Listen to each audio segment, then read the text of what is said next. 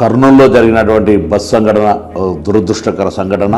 మృతులందరికీ సంతాపాన్ని తెలియజేస్తా ఉన్నాం. తెలంగాణ ప్రభుత్వం పక్షాన రోజు వేల మంది ప్రయాణం చేసే ఈ యొక్క బస్సు వ్యవస్థలో అన్ని రకాల చర్యలు తీసుకోవడానికి ముగ్గురం ట్రాన్స్పోర్ట్ కమిషనర్ తొందరలో సమావేశమై తదుపరి ఇటువంటి ఇన్సిడెంట్ జరగకుండా తీసుకోవాల్సిన చర్యలను తీసుకుంటాం.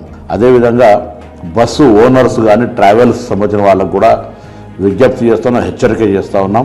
రవాణా శాఖ తరఫున మీరు మీ యొక్క ఫిట్నెస్ కానీ ఇన్సూరెన్స్ కానీ తదితర అంశాల పట్ల ఎక్కడ నిర్లక్ష్యం వహించినా నేరుగా హత్యా నేరం పెట్టి లోపలికి పంపుతాం. జాగ్రత్త అని చెప్తా ఉన్నాం.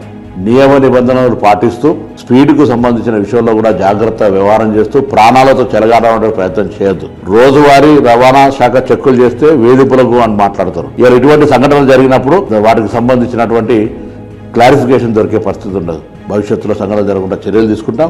తెలంగాణ రవాణా శాఖ మంత్రిగా ఒక తల్లికి బిడ్డగా నా తల్లి కూడా నేను బయటికి వెళ్ళేటప్పుడు జాగ్రత్తలు చెప్తుంది. ఈ ప్రమాదం అనేటువంటిది చెప్పొచ్చేది కాదు కాబట్టి మన జాగ్రత్తలు మనం ఉండాల్సినటువంటి బాధ్యత మనదే. ఒక ప్రతిజ్ఞ చేసుకోండి, ట్రాఫిక్ రూల్స్ను పాటిస్తామని.